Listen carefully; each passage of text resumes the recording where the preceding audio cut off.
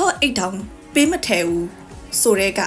ဘလို့ပွဲလဲပေါ့နော်မတော်ဒါတော်တော်ကြီးကိုမကြိုက်တဲ့ပွဲဒီ2025ထဲမှာလုပ်တဲ့ပွဲတွေထဲမှာဒီပွဲကိုလုံးဝသဘောမကျမနေ့ကပွဲလေးကမ္ဘောဒီးယားမှာလုပ်တဲ့ Mr. Icon International ပွဲကိုကြည့်ပြီးကြပြီလားငါတို့လေဒီပွဲမှာတော်တော်အရန်နှမျောတယ်စီလာဝင်းကို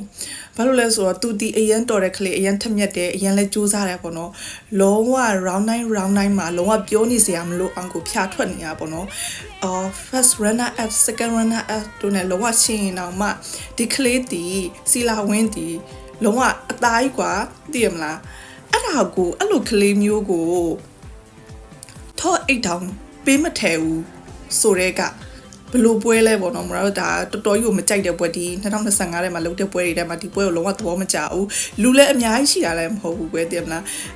သူကမကြိုးစားလို့မလှလို့မတော်လို့ဆိုရင်ဒါတော့ထားလိုက်တော့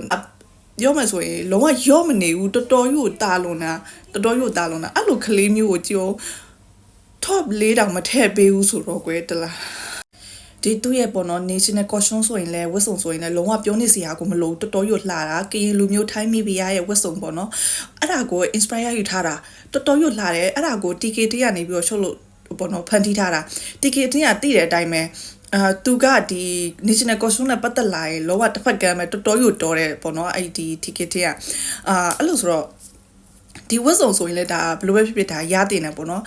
ပေးလို့ရတယ်ထားလိုက်တော့ဒီ national costume မပေးဘူးဆိုရင်လည်းဒီ top 8လောက်တော့ကွာထည့်တင်တယ်အခုတော့ဒီဗာလဲသူ့ကိုပေးတဲ့ title စုကဒီ photogenic ဆိုတဲ့ဒီ title စုတစ်ခုနဲ့တင်သူ့ကိုပေးခဲ့တယ်ပေါ့နော်သူ့ကိုကွာ top ဝင်အောင်ထည့်လို့ရတယ်အဲ့ဒါကိုမထည့်ဘဲနဲ့ပေါ့နော်အဲ့လိုမျိုးကြီးခြံထားခဲ့တာယူအသေးရလို့လေဒီလား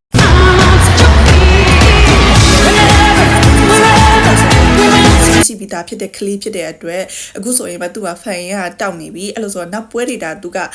ထပ်ပြီးတော့ join မယ်ဆိုရင်သူ့အတုက်ကပေါ့နော်ဒါနေရာကောင်းတစ်ခုရမှာတေးကြတယ်ဒါကြောင့်လို့နောက်ပွဲကိုထပ်ပြီးတော့ပြိုင်ပါလို့ပြောချင်ပါတယ်ကင်မရာရဲ့ဗီဒီယိုလေးကတော့ဒီလောက်ပါပဲအဲ့ဒီဗီဒီယိုလေးကိုအဆုံးထိကြည့်ပေးတဲ့အတွက်အားလုံးကိုကျေးဇူးတင်ပါတယ်နောက်ဗီဒီယိုမှာပြန်တွေ့ကြမယ်နော် bye bye